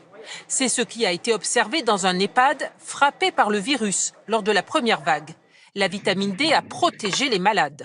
On a observé en fait que les résidents qui avaient été supplémentés en vitamine D récemment, en fait dans les 30 derniers jours avant l'infection, eh bien, avaient une survie qui était 90% supérieure aux résidents qui avaient reçu de la supplémentation en vitamine D plus ancienne. Je pense que les maisons de retraite devraient en prendre conscience et administrer systématiquement de la vitamine D à leurs résidents. Nous savons qu'ils sont susceptibles d'être à risque de carence en vitamine D et qu'ils courent un risque très élevé de contracter cette infection et d'en mourir. Aux États-Unis, j'ai recommandé d'administrer immédiatement 50 000 unités de vitamine D. Le message du professeur Hollick n'a toujours pas été entendu. Seule l'Angleterre a finalement décidé à l'automne 2020 de distribuer gratuitement une supplémentation en vitamine D à 2 millions de personnes âgées et vulnérables dans l'espoir de réduire leur risque de développer une forme grave de Covid-19. En France, comme dans d'autres pays, le silence des autorités est assourdissant. Quand on dit que la vitamine D peut aider à combattre cette maladie, cela soulève des interrogations. Les médecins connaissent le lien entre la vitamine D, le rachitisme et la santé osseuse, voire même peut-être l'ostéoporose chez la femme. Mais ils sortent rarement des sentiers battus. Ils ne savent pas qu'il existe une littérature impressionnante démontrant que les récepteurs de vitamine D sont présents dans le système immunitaire et qu'ils ne sont pas là pour rien. Mais le sujet mobilise peu. Il est peu exploité par les fabricants de médicaments, par les professionnels de la santé ou par les responsables de la santé publique, qui sont censés s'occuper du bien-être de la population. J'espère donc vraiment que nos études et celles qui sont en train d'être publiées finiront par attirer l'attention. La vitamine D n'est pas le seul remède étrangement oublié face à la Covid-19. Pour se défendre efficacement contre cette maladie, notre corps a également besoin d'oligo-éléments. Parmi les plus importants, on trouve le zinc. Indispensable pour un bon fonctionnement du système immunitaire, le zinc a démontré une action incontestable pour enrayer le processus viral du coronavirus. C'est un oligo-élément qui est fondamental. Il intervient quand même dans 200 réactions chimiques dans le corps, en boostant les hormones, en boostant des enzymes. Donc c'est un truc qui est très important, le zinc. Le zinc est un métal indispensable pour que les cellules se divisent normalement. Donc s'il n'y a pas de zinc, les cellules ne savent pas se diviser, on ne sait pas renouveler les cellules. Donc le zinc est indispensable pour la cicatrisation, il est indispensable pour la régénération de l'intestin. Il est indispensable pour la réponse immunitaire. Le zinc a été considéré comme le nutriment le plus essentiel au système immunitaire et sa carence dans le monde est responsable de plusieurs centaines de milliers de morts. Le zinc, en plus, on a des études qui montrent que ça marche sur le coronavirus. Si vous donnez une certaine quantité de zinc en aigu, vous avez une meilleure défense contre le virus. Mais évidemment, vous n'allez pas attendre d'être infecté pour prendre du zinc. Mais vous avez des dizaines d'études sur l'intérêt du zinc comme stimulant immunitaire pour réduire le risque d'infection virale. Alors non seulement ça réduit le risque d'infection, mais ça réduit surtout la gravité des infections. Pourquoi on n'a pas dit aux Français, prenez du zinc, allez voir votre médecin et voyez avec lui si vous avez besoin de zinc. On peut même doser le zinc dans le sang. C'est dommage qu'on n'ait pas fait ça. Mais ça rapporte rien à personne. Le zinc peut-il donc être envisagé comme un traitement possible contre le coronavirus? Le pharmacien Claude Lagarde a été l'un des premiers en France à en être convaincu. En mars 2020, alors que la France vit la première semaine de son premier confinement, le docteur Claude Lagarde adresse une publication réalisée par son laboratoire à un réseau de plusieurs milliers de médecins pour les sensibiliser sur la pertinence de cet oligo-élément dans le traitement de la Covid-19. Nous avons été les premiers à parler du zinc. Après, tout le monde en a parlé, et tout le monde en parle. Mais moi, je n'ai pas inventé le zinc. Il était connu, le zinc. Depuis 50 ans, on sait qu'il est actif sur les maladies virales. Des vieux médecins nous ont appelés en disant « mais de toute façon, tout le monde le sait. Avant, on prescrivait aux enfants des oligo-éléments, du zinc et du cuivre quand il y avait des infections virales. » On a tout de suite vu que les gens qui tombaient, qui étaient malades, étaient des potentiels carencés en zinc. Car ce zinc agit à plusieurs niveaux. Dans cette infection, et dans les infections virales en général, il est capable de bloquer la réplication virale. Ça, c'est très important. C'est publié depuis 50 ans. Aucun n'en a parlé officiellement. Ensuite, il agit dans l'immunité. Il a un intérêt majeur aussi, c'est qu'il va probablement jouer un rôle dans la pénétration du virus dans la cellule. Il peut bloquer à ce niveau déjà la pénétration du virus. Dès que le virus est rentré dans l'organisme, il va créer des petites blessures dans le poumon. Il rentre par les voies respiratoires dans le poumon. Et il va créer des petites fissures, des blessures. Et si on a suffisamment de zinc dans nos cellules de proximité, on va cicatriser, on va enrayer le processus en plus, puisqu'on bloque la réplication virale, et ça se termine. On a démontré que le zinc interfère avec la division du virus. Donc pour moi, le zinc devrait faire partie majeure de la stratégie de prévention et de traitement du Covid. Dans plusieurs schémas thérapeutiques qui intégraient l'azithromycine et l'hydroxychloroquine, on a remis le zinc qui est en fait l'élément clé. On sait que certaines choses qui avaient été sous-estimées, comme le zinc par exemple, jouent un rôle dans la sévérité. Les gens qui ont une pathologie sévère ont des taux de zinc qui sont beaucoup plus bas que les autres, à côté d'autres données qui avaient été décrites dans la littérature. Je me rappelle de ce médecin new-yorkais qui avait eu 250 patients chez qui il avait donné de l'hydroxychloroquine et du zinc, il n'a eu aucun mort. Intéressant de savoir que l'hydroxychloroquine fait rentrer le zinc dans la cellule. Et une fois que le zinc rentre dans la cellule, qu'on a des taux élevés, le virus ne sait plus se diviser et donc il meurt. À travers le monde, d'autres observations confirment que le zinc pourrait être un élément clé des protocoles à base d'hydroxychloroquine. La grande étude qui a été publiée par les médecins de New York a montré qu'en plus du protocole Raoult, hydroxychloroquine, azithromycine, ils ont rajouté du zinc. Alors ils ont eu d'excellents résultats. Même constat pour le docteur Cardillo à Los Angeles, qui est intervenu sur la chaîne américaine ABC pour confirmer que le traitement à base d'hydroxychloroquine ne fonctionne de façon optimale qu'avec du zinc. L'analyse du traitement à l'hydroxychloroquine, c'est qu'il ne fonctionne que lorsqu'on l'associe au zinc. L'hydroxychloroquine ouvre la voie au zinc, qui pénètre dans la cellule, puis bloque la réplication du virus. Vous prescrivez donc le zinc et il est efficace pour les malades de la Covid-19 ? Chaque patient à qui je l'ai prescrit était à la base très malade et au bout de 8 à 12 heures, il n'avait plus aucun symptôme. Récemment, une étude, et ça a été rapporté en congrès, a montré que les patients qui avaient un taux de zinc bas, qui avaient été hospitalisés, avaient 2,5 fois plus de risque de mourir que ceux qui avaient un taux de zinc normal. Mais on n'en parle pas, ça, vous avez entendu parler du zinc? Non. En prévention, l'efficacité du zinc est tout aussi avérée, notamment pour les personnes les plus fragiles. Et cela dans l'indifférence générale des autorités sanitaires qui semblent ignorer les bienfaits de cet oligo-élément fondamental. On sait aussi, par des études épidémiologiques, que dans les EHPAD, dans les maisons de retraite, les gens âgés sont carencés en zinc à 50%. 1 sur 2 est carencé en zinc. Parce qu'ils mangent peut-être un peu moins bien, qu'ils assimilent moins bien au niveau intestinal. C'est beaucoup. Donc à eux, on pourrait en donner systématiquement. Et on aurait moins de besoins médicaux et médicamenteux pour les traiter, toutes ces personnes âgées qui sont suivies par des médecins régulièrement. C'est très facile de donner du zinc, même presque gratuitement dans les maisons de retraite. On n'en parle pas, je ne sais pas pourquoi. On préfère vendre des médicaments chimiques très chers. Parce que peut-être les scientifiques d'aujourd'hui sont des jeunes générations et n'ont pas connu, il y a 30 ans, les publications sur le zinc. Tout est publié, tout existe. C'est incroyable. Incroyable que les comités scientifiques ne connaissent pas le zinc. Les grands spécialistes hospitaliers, et donc en particulier les experts qui ont géré cette crise, n'ont absolument pas cette culture. La seule prévention qu'ils connaissent des maladies infectieuses, ce sont les vaccins. Parce que pour eux, c'est la seule piste qui ait prouvé une efficacité. Mais c'est faux. On a des études sur le reste. Mais elles ne sont pas assez puissantes ou elles ne concernent pas un médicament bien précis. Donc, ils ne veulent pas le prescrire. Une autre molécule naturelle a obtenu des effets impressionnants pour soigner les patients gravement atteints par le coronavirus. La vitamine C. Les injections de vitamine C ont démontré, études scientifiques à l'appui, une réelle efficacité contre les infections respiratoires et sur les patients victimes de septicémie. Vous allez comprendre pourquoi de plus en plus de médecins sont convaincus que les patients hospitalisés pour le coronavirus devraient recevoir immédiatement des injections de vitamine C. Mon grand-père pharmacien ne connaissait que deux médicaments, la vitamine C et l'aspirine, pour se soigner de toute pathologie virale. La vitamine C se devrait d'être remise à l'honneur. La vitamine C, c'est un élément qu'on connaît depuis peut-être un siècle comme stimulant immunitaire. 1 gramme, 2 grammes de vitamine C, déjà, on sait que ça a une action sur notre immunité.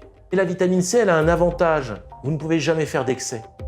Vous ne pouvez jamais avoir un effet secondaire parce que vous avez pris trop de vitamine C. Parce que c'est une vitamine qu'on appelle hydrosoluble. Donc si vous en prenez trop, elle va repasser dans les urines, c'est pas grave, vous risquez rien. Mais pendant qu'elle passe dans le corps, elle agit. Et donc les fortes doses de vitamine C pourraient être efficaces. Chez un patient qui est complètement démunié en antioxydants, la vitamine C va très rapidement éteindre les incendies. C'est un antioxydant puissant. Elle protège tout ce qui est la phase aqueuse du corps, donc l'intérieur des cellules. Donc, cette vitamine C est une barrière et un protecteur majeur des cellules contre les attaques des oxydants. Et également, les globules blancs en ont besoin pour ne pas exploser quand ils arrivent sur le champ de bataille. Dans certaines maladies, la vitamine C nécessite d'être apportée à forte dose. Il n'est pas très facile de prendre par la bouche de fortes doses. Et on a depuis longtemps déjà imaginé la possibilité d'injecter la vitamine C, ce qui va booster l'organisme. Face au coronavirus, les injections à haute dose de vitamine C auraient peut-être pu sauver la vie de nombreuses personnes gravement atteintes. Ce traitement bon marché et sans aucun danger n'a pour autant trouvé aucun écho dans les médias. Le docteur Pierre Corry est spécialiste de la médecine de soins intensifs aux États-Unis. Il appartient à un groupe constitué de 5 experts, tous rassemblés autour du professeur Marik, l'un des pionniers de l'utilisation de la vitamine C en injection. Le docteur Corry nous a reçus chez lui à Madison, dans le Wisconsin, pour nous raconter comment il a découvert ce traitement et pour partager avec nous les incroyables résultats des injections de vitamine C sur des patients admis en soins intensifs pour le coronavirus, et cela dans l'indifférence générale des autorités sanitaires. Le travail que j'ai fait avec la vitamine C, ou ce que j'appelle l'acide ascorbique, est basé sur la découverte qu'a faite mon ami et collègue le docteur Paul Marik. Des études déjà publiées avaient montré que des doses élevées d'acide ascorbique en intraveineuse seraient très bénéfiques pour traiter les patients atteints de choc septique. Il a essayé sur 2 patients extrêmement malades qui s'étaient présentés à son hôpital et il a décrit que leur état physiologique s'était amélioré de façon très soudaine et abrupte. Cela l'a donc fortement intéressé et il a mené une étude dans laquelle il a traité la 50aine de patients suivants qu'il a reçus qui souffraient d'infections sévères et il a remarqué à chaque fois que ces patients se rétablissaient du jour au lendemain. Il a donc publié son expérience avec ces 50 patients en la comparant avec les 50 patients qu'il avait traités avant eux, sans utiliser la vitamine C en intraveineuse. Et ce qu'il a montré, c'était une diminution spectaculaire du taux de mortalité. Une grande quantité de patients survivaient avec beaucoup moins de défaillance des organes. Ils n'avaient pas d'insuffisance rénale, ils n'avaient pas besoin de dialyse. Je n'avais jamais entendu parler d'un médicament capable d'améliorer le taux de survie des patients de façon aussi significative. Impressionné par les résultats obtenus par le docteur Marik, Pierre Corry décide d'appliquer son protocole. J'ai essayé cela sur un patient qui venait d'arriver dans mon unité de soins intensifs. Il était extrêmement malade, c'était un patient qui n'avait aucun système immunitaire. Comme il était en train de recevoir une transplantation de la moelle osseuse, Il avait terminé toutes ses séances de chimiothérapie, il n'avait plus aucun globule blanc et son état se détériorait rapidement. Ce que j'ai vu avec cet homme, c'est qu'en l'espace de 2 ou 3 heures, son état s'est stabilisé. Et au bout de 6 heures environ, ses reins se sont remis à fonctionner, sa tension artérielle s'est normalisée, son état mental s'est amélioré, il a pu parler plus clairement. Quand je suis rentré chez moi ce soir-là, je n'arrêtais pas de penser à lui et à la puissance de ses réactions au traitement. Et quand je suis arrivé au travail le lendemain matin, il était en train de prendre son petit déjeuner en discutant avec sa femme et on s'apprêtait à le sortir des soins intensifs pour le ramener à l'étage où il était normalement. Et depuis ce moment-là, j'ai réalisé beaucoup de travaux dans ce domaine. J'ai mené ma propre étude et je dirais que ce que mon étude ajoute aux publications existantes, ce que j'ai découvert en utilisant cette approche dans mon propre service de soins intensifs, c'est que les effets de la vitamine C en intraveineuse et les réponses qu'elle produit dépendent entièrement du moment où elle est administrée. Il faut l'administrer très rapidement après l'arrivée du choc septique, de préférence aux urgences ou très tôt dans l'unité de soins intensifs. Fort des résultats spectaculaires obtenus avec la vitamine C sur des patients victimes d'un choc septique, les docteurs Paul Marik et Pierre Cory vont appliquer leur protocole sur des malades atteints de la Covid-19. Les résultats obtenus confirment leurs prévisions. Puisque nous savons, et c'est la conviction que je partage avec mes collègues, que la vitamine C fonctionne dans les cas de choc septique ou de septicémie, devrions-nous en déduire qu'elle peut fonctionner aussi dans les cas de Covid ou de difficultés respiratoires liées à la Covid? Eh bien oui, absolument. Au stade où j'en suis aujourd'hui, nous avons déjà un essai randomisé contrôlé et un essai rétrospectif qui montrent tous les deux les effets très bénéfiques de la vitamine C à haute dose dans des cas d'insuffisance respiratoire liée à la Covid. Donc je ne comprends pas la décision de ne pas utiliser ce traitement. Il est sans danger, peu coûteux, de nombreuses données montrent qu'il fonctionne très bien sur les lésions pulmonaires comme les pneumonies ou le syndrome de détresse respiratoire aiguë, donc on devrait l'utiliser.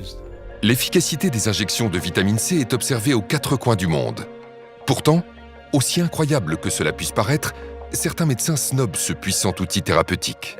Selon un article, on a estimé qu'entre 15 et 20% des médecins aux soins intensifs l'utilisaient. Pourquoi n'y en a-t-il pas plus? C'est une question à laquelle j'ai beaucoup réfléchi et à mon avis, il y a peut-être 3 raisons à cela. Premièrement, il s'agit d'une vitamine. Et par rapport aux vitamines, depuis longtemps, dans la médecine allopathique professionnelle, il y a un énorme parti pris contre les vitamines. Donc, en tant que médecin, promouvoir des vitamines est considéré comme non scientifique et inconvenant. Deuxièmement, il y a un malentendu au sujet de la nature du traitement. Il ne s'agit pas juste de donner quelques comprimés de vitamine C aux patients. Et troisièmement, il y a cette obsession de faire des essais randomisés contrôlés pour apporter des preuves définitives. Et ce qui me tue vraiment, c'est que ces essais existent et démontrent que la vitamine C en intraveineuse a eu des effets bénéfiques sur le taux de survie. Et malgré cela, les médecins continuent de ne pas l'utiliser, parce que l'essai est trop modeste, parce qu'il faut en faire un plus grand, etc. Ce parti pris influence énormément la façon d'interpréter des données pourtant scientifiques. Si le zinc, la vitamine C ou encore la vitamine D ont démontré qu'ils étaient de réels traitements pour les malades du coronavirus, ils sont aussi, comme d'autres micronutriments essentiels, d'une incroyable efficacité en prévention pour améliorer nos défenses immunitaires. Car plus notre terrain est solide, moins le virus est dangereux. J'ai toujours aimé la formule de Béchamp, le microbe n'est rien, le terrain est tout. Il n'y a pas un exemple plus beau que la Covid-19 pour illustrer cette phrase. Parce que vous vous rendez compte quand même que le même virus va, chez certains, donner rien, aucun symptôme. Les gens font l'infection sans strictement aucun symptôme, ils ne le savent pas, et d'autres meurent. C'est le même virus. Donc on ne peut pas dire que la gravité est liée au virus. C'est pas possible, puisque si la gravité était liée au virus, tout le monde aurait une maladie grave. Vous voyez, je veux dire, plus ou moins, bien sûr, mais là, ça va de rien à la mort pour le même virus. Donc c'est bien une histoire de terrain. Le microbe n'est rien, le terrain est tout. Et donc, si on stimulait cette immunité de nos patients, est-ce qu'ils n'auraient pas des chances d'être moins malades? Mais à aucun moment, on a dit aux Français, stimulez votre immunité. L'absence de conseils préventifs est d'autant plus délétère que les confinements et la communication anxiogène des autorités ont impacté le moral de la population. Ce qui me rend le plus en colère aujourd'hui dans cette histoire de pandémie, c'est la peur que l'on a introduite chez la plupart de nos concitoyens. Plus que jamais, la pandémie de Covid-19 est active et meurtrière. On a joué avec cette peur, on l'a entretenue et elle est dramatique à beaucoup de niveaux. On le sait tous, le stress fait chuter le système immunitaire. Ceux qui font de l'herpès le savent. Un gros stress, le bouton d'herpès sort. Pourquoi un bouton d'herpès sort? Parce que le système immunitaire a chuté. C'est connu de tout le monde, c'est incontestable. Nos défenses naturelles qui ont besoin d'être remontées parce qu'on est en face d'un virus se trouvaient être au contraire amenuisées, affaiblies par, je dirais, la sinistrose, le catastrophisme, la panique qui se retrouve sur toutes les chaînes de télé, dans tous les médias qui ne cherchent qu'à faire du sensationnalisme. On a vu celui que j'appelle le croque-mort officiel de la DGS, le professeur Solomon, qui venait tous les jours égrener ces chiffres quand même. C'était redoutable la manière dont il balançait ça. Quand on nous donne le nombre de morts, pourquoi ne pas dire ces gens qui meurent, ils étaient hospitalisés depuis 1 mois et demi. Ces gens qui meurent, ils ont tel âge, ils ont telle comorbidité, ils sont très obèses, ou ils ont... En entretenant la peur dans la population, je pense qu'on a au contraire aggravé les risques sanitaires plutôt que le contraire.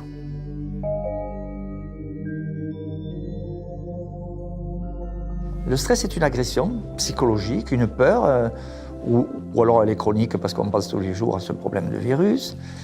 Et le stress met en branle des mécanismes de réponse aux agressions qui a tendance à nous carencer en certains micronutriments, en certaines molécules de la vie. Vous voyez ? Donc le stress concourt à nous carencer en magnésium, en zinc, en d'autres substances minérales essentiellement, mais il nous carence parce qu'il hyperconsomme certains nutriments. Donc si on n'a pas apporté l'équivalent tous les jours dans son alimentation, le stress va nous vider petit à petit de certaines réserves. Stress, isolement, manque de soleil, l'immunité de la population déjà fragilisée n'a en plus pas pu bénéficier de la part des autorités sanitaires de conseils avisés sur les gestes préventifs simples qui lui auraient permis d'optimiser ses défenses naturelles. Le professeur Toussaint l'a très clairement dit dans plusieurs de ses interventions. Interdire aux gens de sortir et leur interdire de faire du sport est une aberration scientifique. Parce qu'on réduit leur immunité alors que le sport augmente l'immunité. On a beaucoup d'exemples, mais il y a un qui m'a frappé le plus. C'est la petite femme âgée de 93 ans à Biarritz qui voulait se nager pour soigner son neuropathie, donc une maladie vraiment douloureuse des jambes, et qui a été empêchée par, je pense, 4 policiers d'aller nager. Donc ça, c'est une énorme absurdité. En plus, c'est contre-productif parce que le sport, ça renforce évidemment les défenses immunitaires. L'Angleterre n'a pas non plus été exemplaire face à la première épidémie. Mais quand son Premier ministre, Boris Johnson, a été admis en soins intensifs après avoir été frappé par la Covid-19, il a compris l'importance de faire de la prévention. En juillet 2020, il intervient publiquement pour recommander aux Britanniques de perdre du poids dans le cadre d'un plan de lutte contre l'obésité. Perdre du poids est très clairement l'un des meilleurs moyens de réduire les risques liés au coronavirus. Des mesures radicales ont été prises au plus haut niveau pour sensibiliser la population britannique sur les conséquences délétères de l'alimentation transformée, comme par exemple interdire aux supermarchés de promouvoir des articles considérés comme étant de la malbouffe, ou encore interdire les publicités télévisées pour les produits riches en sucre avant 21h. En France, pas un mot. Le sucre, c'est une catastrophe. Arrêtez de manger du sucre. Il y a du sucre partout. Et dans 70% des cas, vous mangez du sucre, vous en rendez même pas compte. C'est quelque chose d'épouvantable pour l'immunité, pour la peau, pour tout ce genre de choses. Aujourd'hui, sur la planète, c'est le sucre qui tue le plus de gens, et de loin devant toute autre maladie, y compris les virus. L'excès de sucre vous intoxine sur plusieurs années. Vous finissez diabétique, hypertendu. Le sucre est hyper consommé, beaucoup trop. Or, on a montré que si on énumérait, comme on le fait pour les victimes du SARS-CoV-2, le nombre de morts par jour, eh bien les gens seraient absolument paniqués à avoir une canette de coca, puisque on sait que, et ça a été une étude sérieuse publiée par l'université de Stanford, le département d'épidémiologie, que le sucre mondialement tue 1 personne par seconde dans le monde. 1 personne par seconde dans le monde. Et bon, donc ça fait plusieurs billets par jour. Hein. Et ça, on n'en parle pas. Donc vous devez savoir que, notamment au niveau des communautés européennes, l'industrie du sucre dépense 3 milliards de dollars par an pour le lobbying, pour ne pas que des décisions contre les industries qui mettent du sucre prennent des décisions, notamment pour l'étiquetage. Quand on vous dit ça, vous avez tout compris. Face au coronavirus, une bonne hygiène alimentaire peut faire toute la différence. C'est ce que le docteur Asim Malhotra a déclaré dans le journal European Scientist. Le grand public doit être informé immédiatement qu'il lui faut réduire le sucre, les glucides transformés et la malbouffe, et se mettre à consommer des produits bruts, riches en légumes, fruits, noix, graines, avec beaucoup de protéines, de légumineuses, de poissons, viande, œufs, pour améliorer sa santé en quelques semaines et l'aider à se protéger contre le nouveau coronavirus. Pourquoi ne conseille-t-on pas aux gens de se prémunir, de leur donner des conseils alimentaires pour prévenir des désordres et des pathologies? Eh bien, je pense tout simplement parce que dans les études de médecine, on n'apprend pas la santé aux futurs médecins. On leur apprend à faire des beaux diagnostics en s'aidant d'explorations coûteuses, souvent des radios, des analyses de laboratoire, des scanners, etc. Et on arrive à des diagnostics, mais avec un diagnostic, on a un traitement dont le médecin, il pense que son rôle, c'est de diagnostiquer et de traiter, alors qu'il devrait être la première personne qui s'occupe de prévention. 400 ans avant notre ère, Hippocrate, le père de la médecine, disait « Que ton alimentation soit ta première médecine ». Depuis, la biologie et la technologie sont passées par là et ont permis d'observer que chaque rouage du système immunitaire fonctionne grâce à des nutriments particuliers que notre alimentation est censée nous apporter. Ainsi, armé avec de bonnes munitions, notre système immunitaire dispose de l'arsenal idéal pour combattre une multitude de menaces telles que les bactéries, les champignons, les parasites ou encore les virus. Puisque l'intestin contient 60% de nos cellules immunitaires, vous comprenez bien que l'alimentation joue un rôle majeur sur notre immunité. Seulement de nos jours, l'alimentation est souvent trop riche en calories et trop faible en nutriments essentiels, même lorsque l'alimentation est équilibrée. C'est pourquoi pour de plus en plus de professionnels de la santé, la micronutrition apparaît comme une solution préventive particulièrement efficace contre les virus. Notre organisme est une véritable usine chimique qui fabrique des hormones, des anticorps, des quantités de molécules, des tissus, du muscle, des organes. Donc, tout se fait par de la chimie interne, ce qu'on appelle la biochimie. Et cette biochimie nécessite des substances que nous devons manger absolument. Donc protéines, acides aminés, acides gras polyinsaturés, vitamines, toutes les vitamines, oligo-éléments, qui sont des catalyseurs. Sans eux, les milliards de réactions chimiques dans l'organisme ne peuvent pas bien se réaliser. La micronutrition, c'est un moyen de restaurer le bon fonctionnement de l'organisme. C'est d'apporter donc des nutriments à l'état de trace, parce que c'est micronutriments pour corriger ces défaillances. La plupart de mes patients ont des carences sévères en oméga 3, des carences en sélénium, en vitamine D. Je me rappelle de ce patient qui a un cancer du pancréas, qui est venu me voir parce qu'il est désespéré, parce que, en fait, quand on vous dit que vous n'avez plus que pour 3 mois à vivre, soit vous acceptez, vous allez faire votre testament, soit vous essayez de voir s'il n'y a pas une alternative. Et ce patient, à qui on avait dit vous êtes inopérable, a voulu quand même faire autre chose. Son bilan nutritionnel était catastrophique, on l'a corrigé. Il a pu, avant une chimiothérapie, la tumeur a régressé, on a pu l'opérer et il est en rémission complète. Et donc l'approche est très efficace lorsque vous adressez le patient comme personne unique et que vous envisagez tous les nutriments et que vous corrigez de manière personnalisée. Et quand vous faites ça, vous avez des résultats remarquables. La situation des maisons de retraite, ou comme vous appelez en France EHPAD, est assez révélatrice et caricaturale de la situation de société. Les personnes âgées, en moyenne plus de 80 ans, ont été les premières victimes et restent les premières victimes de cette infection à virus SARS-CoV-2 Covid-19, ce qui est révélateur de leur état micronutritionnel détestable et complètement carencé. On a des moyens efficaces qui sont de corriger le taux de vitamine D, le taux de zinc, le taux d'antioxydants. Et c'est ça qui est un peu interpellant. Pourquoi, alors que cela est connu, est-ce qu'on ne le propose pas aux patients ? Cette omerta s'exerce également sur les nombreuses autres solutions naturelles à notre disposition. C'est le cas notamment des traitements fondés sur les extraits de plantes et les principes actifs naturels, plus communément appelés la phytothérapie. La plupart des médicaments ont été aspirés à partir des plantes. Le problème, c'est que les plantes ne sont pas vénales, n'ont pas breveté leurs inventions. Donc, que fait Big Pharma ? Elle prend la molécule, elle la modifie, elle la rend unique, elle la brevette et elle peut la vendre au plus haut prix puisque elle est protégée. La phytothérapie, c'est une stratégie merveilleuse que moi j'ai découvert à travers les malades. Je n'ai pas appris ça à l'école de médecine, bien entendu. Le gouvernement chinois, quand il y a eu le Covid, ils ont été intelligents. Ils ont vu qu'ils étaient un peu débordés au début. Bon, certes, ils ont trouvé l'hydroxychloroquine en cours de route, mais ils ont fait appel à la médecine traditionnelle chinoise et que ont donné les médecins chinois? Beaucoup d'artémisia. Ça a marché. Après, ça a été exporté en Afrique. Ça a marché remarquablement. On s'est moqué du président de Madagascar et d'autres pays qui avaient de l'artémisia partout dans les écoles. Il n'a pratiquement pas eu de Covid, il n'a pratiquement pas eu de mort. Il y en a d'autres. Scutellaria a prouvé son efficacité sur le coronavirus lui-même. Son efficacité, je dis bien en prévention.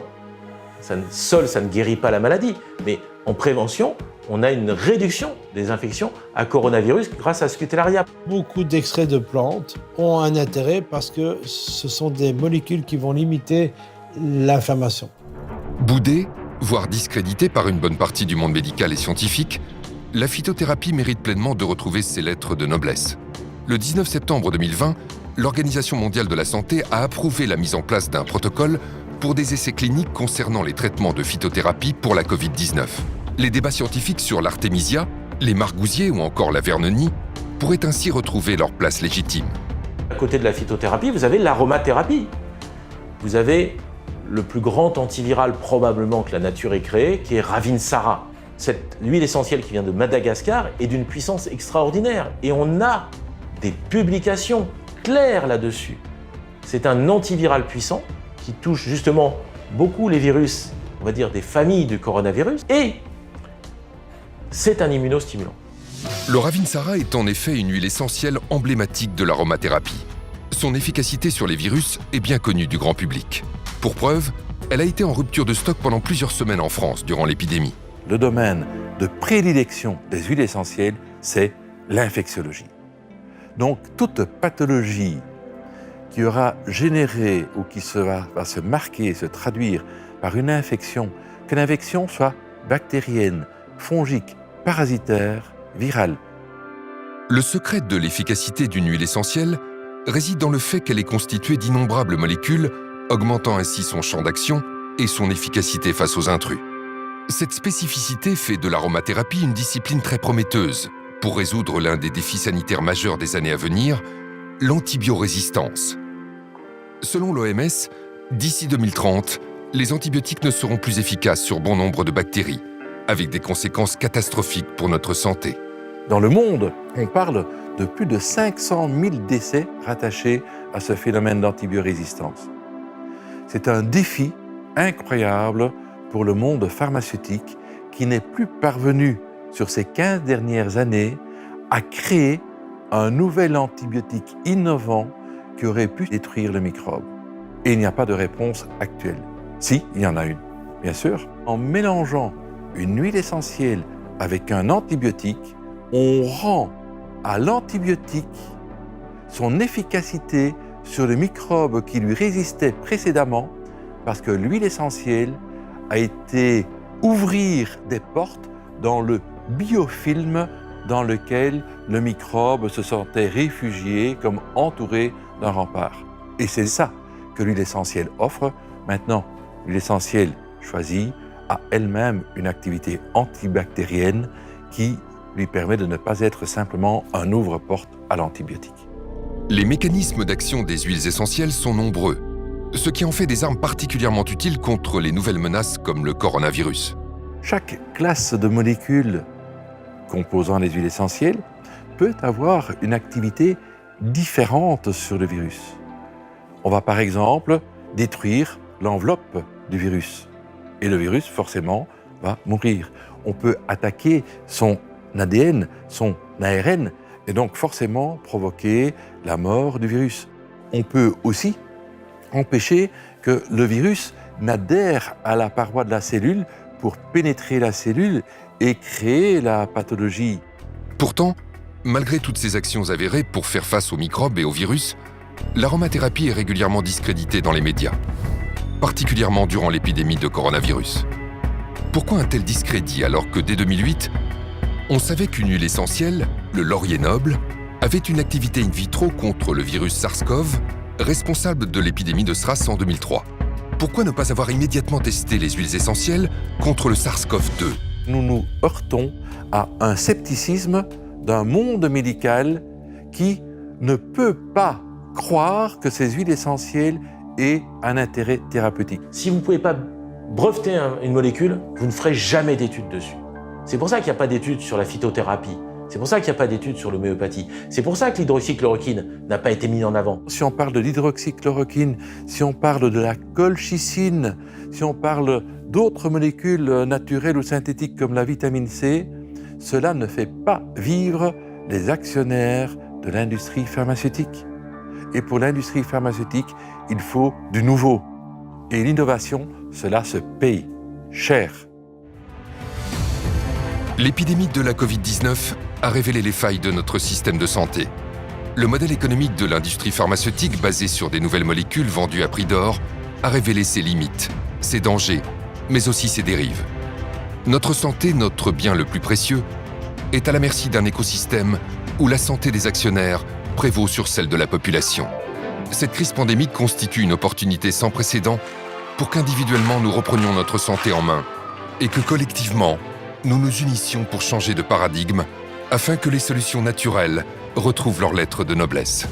Ceci afin que le bien-être et la santé du patient soient au centre de toutes les priorités. Pour réformer le système de santé, il faudrait vraiment séparer le monde de l'argent et le monde des médecins, faire un coup de balai dans toutes les agences d'évaluation, avec des vraies évaluations pour le coup des conflits d'intérêts de chacun. Déjà, ce serait une bonne base pour repartir. La santé, c'est le fondement du bonheur. Et je veux bien parier sur les futures générations de pharmaciens et de médecins qui, avec un retour au manger sain, au vivre sain, il y aura une volonté de se soigner sain. Je pense qu'il faut du bon sens dans la vie. Et la médecine est un art et pas une science. Nous sommes tous différents. Et c'est là que le médecin traditionnel, qui a de l'expérience, est fondamental. Les origines de la santé, c'est quoi? C'est avoir un tube digestif qui fonctionne bien, d'avoir un bon microbiote, d'apporter à notre système immunitaire les justes molécules en proportion, en qualité, qui lui permettent de réagir de manière efficace. Parce que lorsque ce système immunitaire est normal et alimenté correctement, c'est un système d'une efficacité remarquable. Nous sommes dans une médecine intégrative. On ne veut pas avoir notre seule vérité. On a notre vérité, comme d'autres ont leur vérité, et ensemble, en nous associant, nous serons tellement plus forts, tellement meilleurs pour la santé du patient. En conclusion, vraiment, je veux insister sur cette notion de diversité.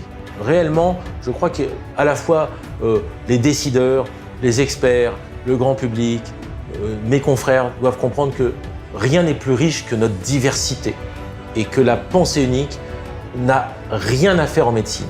Et réellement, je crois au plus profond de moi que la pensée unique, c'est la mort, la diversité, c'est la vie. Donc je veux vraiment que tous ensemble, on choisisse la vie.